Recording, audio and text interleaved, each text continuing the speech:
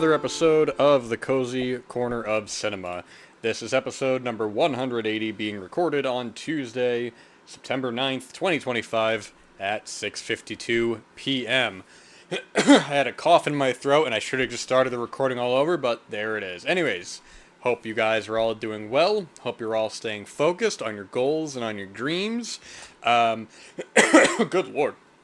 My gosh, man. Yeah, man. So if you guys listened to the last Peephole Pictures episode, I do apologize for the audio being a little quieter when my voice comes through. It's the one of the only times I was just looking at the volume meter on Audacity that I used to edit the audio, and I went, all right, that seems pretty stable. That's fine. I was in a rush to get that done, to get that saved while I was doing something else, and I listened back to it, which is something that I don't even typically do. I do it every now and then. So ironically, the one time that I did it was presumably the one time that the audio was really quiet. I pray that the other episodes were not like that, but then again, I also, whenever I edit the audios for the Cozy Corner or for Peephole, I use headphones for that. So either way, it's not unlistenable, but I just want to let you guys know that I am aware of that. But with that said, here we are. It is a beautiful day out. The sun is going down. It was real warm earlier, man. I tell you, driving home from work, feeling that nice breeze. It's beautiful, prime window down weather, man. It's just really, really exceptional. We're taking our drives to and from wherever we're going. Want to be fully aware of just not wanting to just be like, oh man, I got to get to the destination right now. I just got to get out of this car. But also just being like, man, I'm on the open road. I can go wherever I want. I can do whatever I want. It is such a liberating feeling that I think we take for granted, myself included. You have a long day at work, or you're trying to get somewhere, and you're just like, man, I just want to get there. I just want to get there, and that's okay.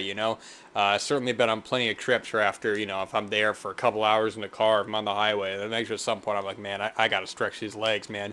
I just feel feel the blood flowing in my bum, and it feels pretty warm, man. I tell you, you don't want to be sitting on a warm bum.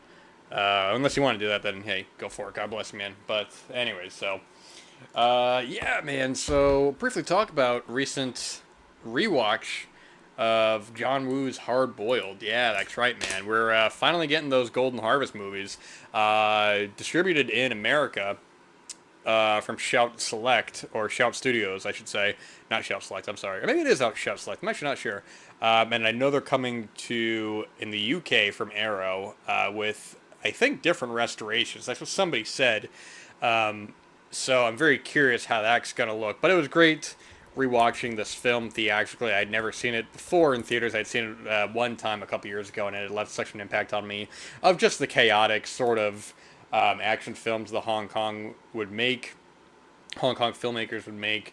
I mean, look at their action films, look at their horror films. The actors are being thrown around. There's just insane, crazy gunfights. People are not just, shot. They're just massacred with bullets. It's relentless. It's brutal. It's bloody. But then there's also a lot of humor in it too, which is something that I find so interesting in the Hong Kong films. Because even another film I'll mention briefly, The Untold Story, has Anthony Wong, who was the star of that film, who is also in this film, and The Untold Story is great. 93 Cat 3 film, and that's a film that has scenes of horrific violence. It's very gory. It's very, it's very harsh. But then some of the moments in that are just so funny. A lot of the stuff with like the police officers and, one of the ladies there, she's not being taken seriously. So she tries to like get one up on the guys, and it doesn't really work out. And it's all very silly and very goofy. And for whatever reason, that just works in these films. And I don't know why, because even here it does the same thing. It never gets quite as dark as The Untold Story. But you have this big action sequence, and you have, bullets flying, people's mangled bodies being thrown around like rag dolls. Then you'll have a baby, pissing on a guy, and it's so, it's like, oh man, your pee saved me, thank you. And it's just like in any other movie, you'd be like, what? But here, it just kind of works because it has, I would say, it has a lighter tone than something like The Untold Story. But then I think how the humor works in that film as well. And here, I mean, it takes itself seriously, but then at the same time, you get to these just intense action sequences where, I mean, people aren't even really aiming. They're just spraying each other with bullets, and you just see all these squibs go off, these blood kind of pouches being shot at, and then people's bodies being mangled. This was, I don't know how many films John Woo did before he came to America, because he came to America with Hard Target in, I think it was 90. I want to say 94, but that may not be right. I'm gonna actually check on here instead of just guessing, because uh, I can just guess and not have anybody fact check me and then find out later and be like, oh my gosh, it actually wasn't that at all. He was 93. Okay, actually, okay, so this was Hard Boiled was a year before Hard Target, and many of his films, including the ones from Golden Harvest, are finally coming stateside, or at least they're finally getting new releases, I should say, because these were on DVD before, but the DVDs were out of print. There were some international kind of releases that were a little questionable, but stuff like Better Tomorrow and The Killer, of course. There was another one here, Bullet in the Head. I mean, John Woo is just a great filmmaker. Hard Boiled, of course, is maybe his most well known.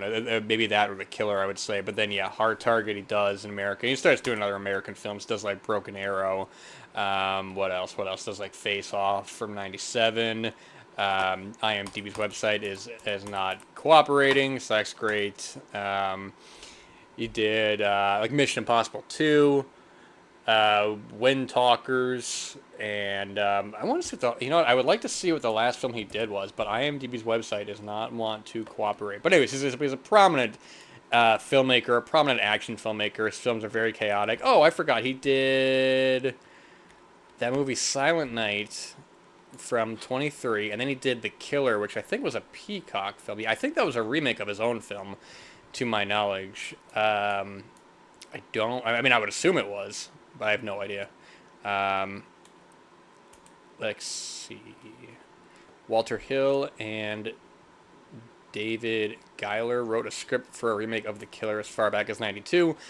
It was planned to have Richard Gere and Denzel Washington. It's been a couple of years since I've seen The Killer, so my memory is not the strongest on that. But that's, I think I even remember when this remake came out. Or presumably it is a remake, yeah, after it says right there. But I don't think I immediately connected it with it being a John Woo film, and I don't think that. I mean, American action and Hong Kong action is so different.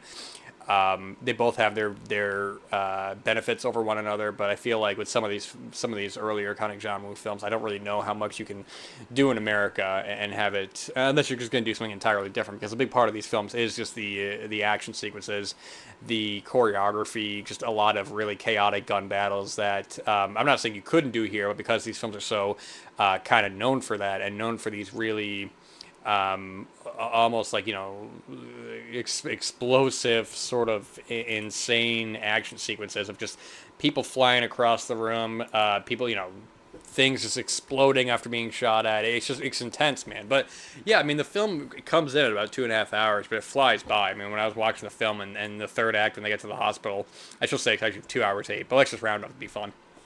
It's 2 hours 8. And when they get to the hospital at the end, which is the start of the third act, I was like, oh man, I feel like, I haven't even been sitting here for that long. But Chow Yun-fat's been in a bunch of these kinds of films. And also another one that, he was in A Better Tomorrow from John Woo, and City on Fire, which already has a 4K from Shout, and that is... don't know what year that is. I wanted to see City on Fire years ago. But I never got around to it. But... now I can with that 4K. But then also, Arrow are putting out their release, so we'll see. But either way, these are great films. They're all on Tubi, funnily enough. I actually watched Peking Opera Blues about a week or so ago, and it was on Tubi, and I was getting recommendations for other of the Golden Harvest films. So you can take a look at those. There's a trailer they've been playing at the cinema of just kind of like all the ones like Chinese ghost stories, and one they've been talking about. So yeah, if you're interested at all in these films, now is the time to to go watch them, go after them, because now they're readily available. You don't got to be searching for them anymore. Not that they were hard to find before. I'd seen Hard Boiled years ago, but at the same time, it was, you're going off of a DVD, which wasn't in print, or you're finding somewhere online. So it's just the accessibility of it all that gives these films a whole new audience, and kind of introduces just how an action film can be made. That I feel, at least in America, is something that's kind of, I think, greatly diminishing. There's not been a lot of, like, I would say, really standout action films of recent memory. When I say standout, I don't just mean like, oh, that was a good film, because I've seen a couple good action films this year, let alone this year. But I think ones that you really kind of go and revisit again and again. I feel as if right now there's a bit of a crisis. Because when you have these filmmaker-driven films and you have a certain kind of style that goes with it, whereas if you're watching like a big kind of studio, like superhero or sequel film, you sort of have an expectation, you have an idea of what it's gonna be, and that's fine. Those work for those films, but I don't find them too terribly interesting, and I don't find myself coming back to a lot in those because a lot of those, I mean, you see a lot of like the superhero movies. You're not going to see anything like this. You're going to see a lot of you watch the trailer and it's very digital. It's very big and overblown, and that's fine. Those kinds of movies they're making. But I do feel like even more so, maybe more so than comedies, is that I think there's been a strain of really really top notch quality action films of recent memory, at least here in the States. So yeah, look into those John Woo films. They're great. I haven't seen all of them, but at least those I've seen, they're great. They're solid. They're fun. They're chaotic. They are worthy of your time if you're into a lot of gunplay in films. People just getting sprayed with bullets, people being thrown through the walls, glass shattering, people getting their heads kicked in. It's just complete insanity. Complete madness, but boy, oh boy, they're just so much fun to watch. They're just really, really fantastic films and hard. Excuse me. Oh my gosh, have a sip of this right here. Once I start talking, man, my throat gets dry. It's crazy. But yeah, good stuff nonetheless. I'm gonna move on there, so I'm not repeating myself. But let's kick it back to Tubi. I love Tubi. I love discovering films on there. Watched a documentary recently I want to talk about from Magnolia Pictures. And Magnolia Pictures, they were a bigger distributor many, many years ago. You'd always see them. They were like the big, I don't even want to say indies. That's not even the right word. But it's sort of just like, oh man, Magnolia's got a new documentary out. That's cool. And I guess they are still kind of doing that. I'm looking on here on on Google. And I just looked up Magnolia documentaries, and I don't know how many are actually attributed to Magnolia, because a lot of times you go to look up something and it's just like, oh yeah, they did it, and then it's like, well, this doesn't have anything to do with what you're talking about, but lots of good documentaries here. One I watched recently was Magic Trip from 2011, which I don't remember if I actually talked about in the show or not, but that was a fascinating film. This kind of wild road trip across the country in the late 60s. I'm sorry, it was in '64, going to the New York World's Fair, and the climate of the country, and at the time, Jack Kerouac putting out On the Road, and it was interesting to see his perspective on the whole thing, his kind of disillusionment with this sort of lifestyle and this sort of drifting through life. But it's quality documentary. They've done plenty of other ones here. I can actually talk about plenty of these, but the one. There's actually a lot of good ones here. Okay, interesting.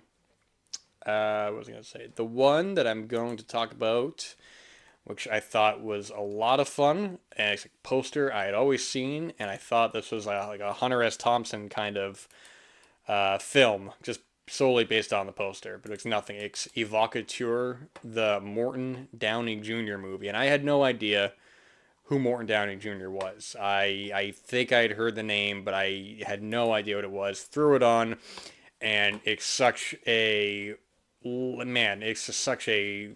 a grenade into a room, just see things blow up kind of documentary, because the film follows the career of Morton Downey Jr., who, before the 90s, when you had a lot of like really big, talk shows, you had like Jerry Springer and Maury and these really big shows where the audience was like almost, they were as important to the show as the host. But you have Morton Downey Jr., who is, he starts his career kind of wanting to be, having to live in the shadow of his father, trying to separate himself and to be his own person.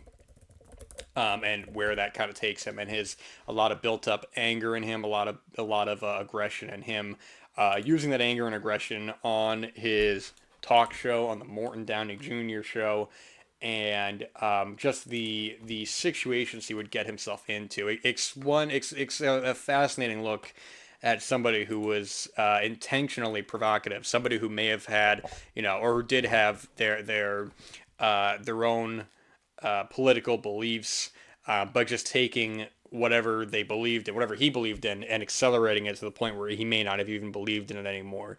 It's sort of like anything to make for a memorable show where he'd have people on and just berate them, and he'd be smoking a ton of cigarettes and be yelling, and then people in the audience would be going crazy. You'd have people come up to the mic, and then he would just start yelling at him and stuff. And it was completely chaotic. It was just like, people talk about like this kind of television of just like, you're not going to be watching this for any kind of nuanced, discussion or anything. You're not going to really gain a lot from it. You're there to watch the madness that is going to take place over however long the show is, a half hour or an hour. But Morton Downey Jr. I find he's such a fascinating guy, and I think that I think he almost could have made the documentary longer that was looking as much into him as it did to the show, because it spends a lot of time with him and the show. Well, it spends a lot of time with the show and him, I should say.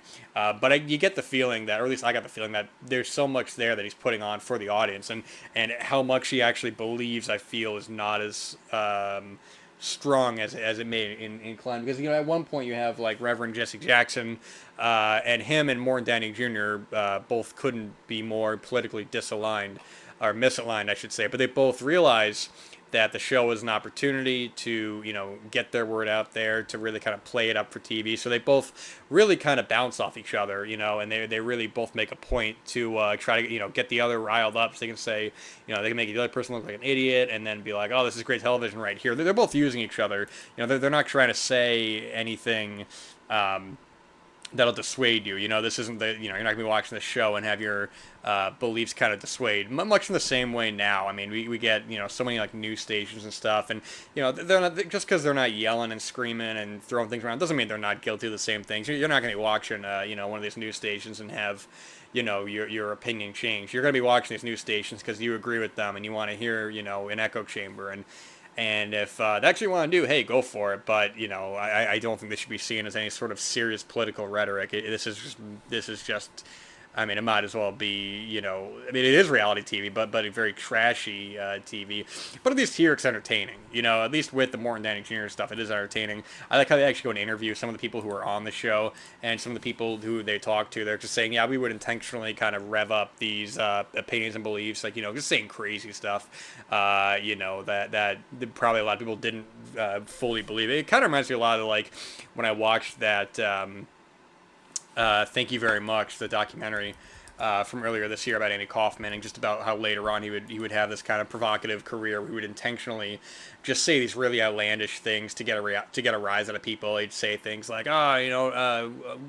women can't do anything. They have to stay in the kitchen. They can never beat up a man like me. Women are weaker than men. Just saying anything to make himself be the villain, and then he'd go in the ring and fight them and stuff. And it's just funny how upset people would get at Andy Kaufman, or even someone like I've talked about on the show before, like Norman Mailer. I've always wondered. I've always kind of thought that Norman Mailer was as much of a showman as he was anything else, because he was somebody who was very open to being the villain, to being someone who everybody disagreed with, and he was very staunch, and he was very set in his ways. But there's also a lightness to him, and I think that after reading that book, A Double Life, it really kind of showed me this other side of him, somebody who like almost kind of got off on being the villain, and of being demasculated. Or emasculate, I should say, regardless if he actually meant it or not. Because then you watch like Town Bloody Hall, which is a great documentary, just sort of about Norman Mailer versus these, he's getting in trouble for some of the comments he was making, so he has this rally, or he has this like town hall with these like 5 other feminists, and just it's never there's nothing crazy like just chairs throwing or anything like that, but it's just so funny, the way that I'm on one hand of course they ideologically disagree with each other, but at times you almost feel like not just Norman, both sides are kind of playing it up in a way where it's like, hey, this is gonna make for a great show. And that's how I feel about Morton Downey Jr. You know, it kind of shows the always wanting to entertain, always wanting to take things to a level that not even that you just couldn't do now, but it's almost like what's the point of doing now? And especially later on in his career, you know, when he was still doing the show and he was going on tour with a lot of the stuff. I mean, it's somebody who, I mean, I really didn't know much about beforehand. And just being so fascinated by the story and being so fascinated by the people who were around him and knew him well. He had a lot of anger in him, but there was also a lot of sincerity in him. And it's ultimately, when the cameras are on, you're going there, man. You're going for the full force. And at a certain point, you know, how long does that run for? If you're going on to, you know, if you're going on to the show, you're going to try to have, you know, any kind of a conversation. It's just not going to happen. There's one guy in the film who he talks about. I think it was they were talking about the death penalty, and the guy was against it. And I think that was the part of the film. The guy's basically saying, like, you know, there's no reason basically for me to be here. You're just yelling and stuff, and so he just walks off the show. And it's like, yeah, you don't blame him, but at the same time, you also got to think like, well, you know, this is the kind of show that it is, where, you know, now we have the luxury of, you know, having longer form conversations. You can have people who disagree with each other who are able to actually expound, or I should say, expand on their, you know, on their beliefs to try to have some sort of conversation. Whereas, you know, even now, if you go on, like, you know, if you're watching like some talk show now, you're not going to have any kind of nuanced, you know, conversation. You're there to promote something. You're there to, hey, I'm in this new movie this week, and you're not going to have anything. There's nothing stimulating watching that. It's all like air, you know. It's all just like, it's like, you know, it just flows, and that's it. There's nothing to it. It's gone. You're not gonna be watching these shows for any kind of intelligent or any kind of provocative conversation. You know, back in the day when they would have these longer formed kind of segments, you actually have, like, you know, people like Gore Vidal on your show, and you wouldn't have just, like, you know, some like pop star of the week, you know. It's, hey, how's that new song? That's really good. Hey, what do you want to play? You know, Nintendo as a crazy segment. It's like, all right, this, you're not really getting anything out of it. I'm not even judging those shows. They're for an audience. I'm just not that audience, but it's just funny the night and day between. I would say then and now, but then I guess you still had stuff like the Morton Downey Jr. show, and then later on, Jerry Springer and Maury, and I guess they don't really have those kinds of shows now. Those really kind of daytime, crazy sort of talk shows where people would go, you know, wild and jump up and down and whatnot. I guess because maybe a lot of the subjects we're touching on probably wouldn't go over too well, different time, but it's just a different form now, I guess, where it's sort of like, you know, if you tuned into the show because it's what you wanted to hear, and you wanted to see the people you don't like get what's coming to them. And that's how it is now. You turn on the news station that you like, that you agree with the most. You're not going to be walking away with anything, or any opinion change. You're not going to be walking away with your challenge viewed. Your challenge is viewed. You're going to be walking away with the person I don't like got told they were wrong, so therefore I'm in the right. It's like, all right, well, if that's what you like watching, go for it. You know, I'm not going to tell you, you know, you shouldn't, you know, not to watch it, but I just don't see the point of it. I think it's just like a cesspool. It's like being on social media, man. It's all just like you're gonna be feeding into exactly what you want to see, and have a backwards sort of idea of the world, man, without having your views challenged at all, without associating with people whom may disagree with you, because, you know, it's, God forbid, you associate with people who would disagree with you on anything. You know, it's just completely wild. It's just shut-ins like that. But quality documentary, man. I don't know. This was credited to Seth Kramer, Daniel A. Miller, and Jeremy Newberger. And I don't know any of those names. And I don't know what else they did. It looks like...